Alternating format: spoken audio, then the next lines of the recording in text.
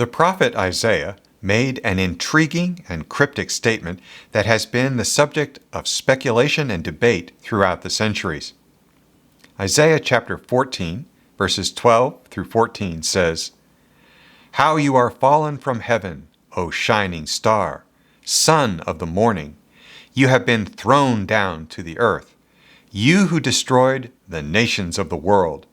For you said to yourself, I will ascend to heaven and set my throne above God's stars. I will preside on the mountain of the gods, far away in the north. I will climb to the highest heavens and be like the Most High." Tertullian and Gregory the Great were among the first to suggest that this passage refers to Satan, and many Christians today accept this interpretation.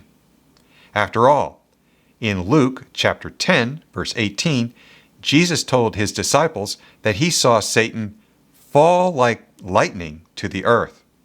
And in 2 Corinthians chapter 11, verse 14, Paul said that Satan disguises himself as an angel of light.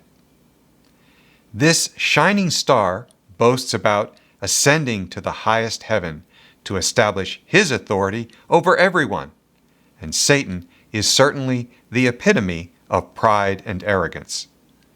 However, there are several problems with this interpretation, and a growing number of scholars now believe that Isaiah was talking about Belshazzar, the last ruler of Babylon. This video will examine the reasons for this conclusion.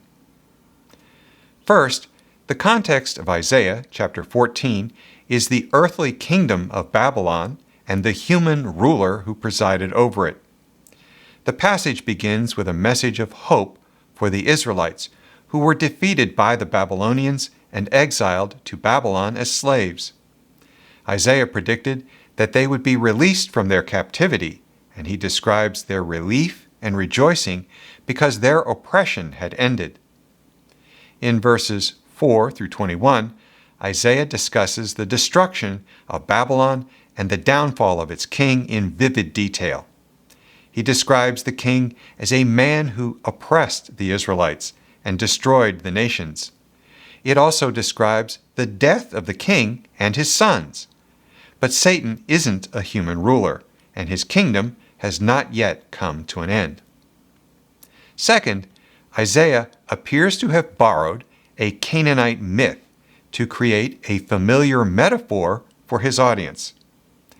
In the Ras Shamra texts from northern Canaan, the morning star attempted to climb above all other heavenly bodies to the mountain of the gods in the far north.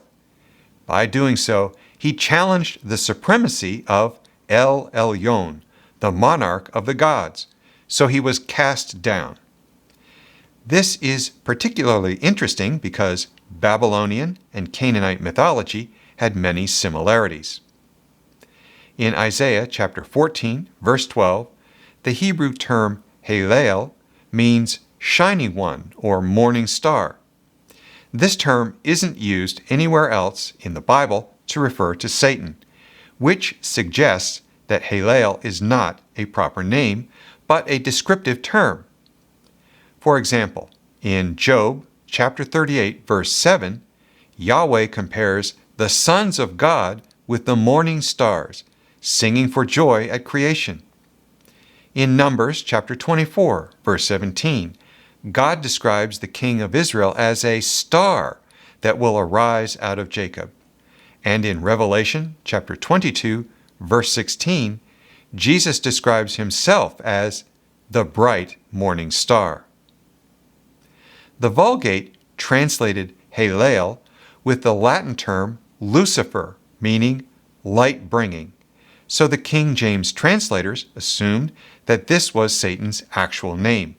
But there is no evidence to support this conclusion, and the events described in Isaiah chapter 14, verses 15 through 21, don't apply to Satan.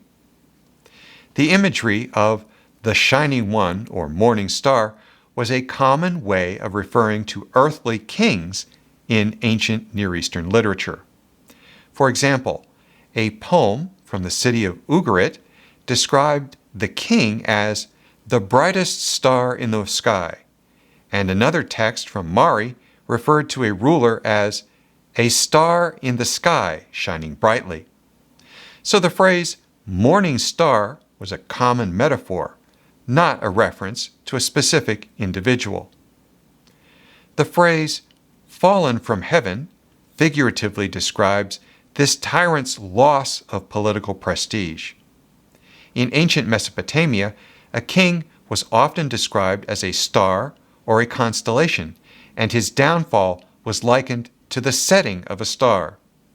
This was a common way of expressing the idea that the king had lost his power and authority. Even today, people will describe a Hollywood celebrity as a rising or falling star. This tyrant claimed to have godlike characteristics, which is consistent with the polytheistic culture of the time. Kings in the ancient Near East had absolute power over the state, and many insisted on being worshipped as living gods. In Isaiah chapter 14, verse 12, the English phrase, son of the dawn, is the Hebrew phrase, ben shachar. The Dictionary of Biblical Languages suggests that this boastful king is claiming to be the divine son of the pagan deity Shachar. Isaiah chapter 14, verse 13 says that this tyrant wanted to rule over the assembly of the gods on a sacred mountain in the far north. The Hebrew term for north is Tsaphon, and different Semitic peoples believed that the gods lived on Mount Zaphon, the ancient Near Eastern equivalent of Mount Olympus. Given all these facts, it seems more likely that Isaiah chapter 14, verse 12 is talking about Belshazzar rather than Satan. Belshazzar was a cruel and arrogant ruler who oppressed the Israelites and defied the God of Israel. In Daniel chapter 5, he sees the handwriting on the wall that predicts the downfall of his kingdom, which is the fulfillment of Isaiah chapter 14.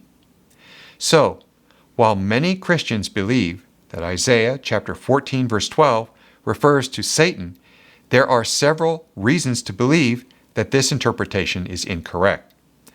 Based on the overall context of Isaiah chapter 14, the widespread use of celestial imagery in ancient Near Eastern culture, and the historical events of that time, it is more likely that this verse refers to Belshazzar, the last ruler of Babylon.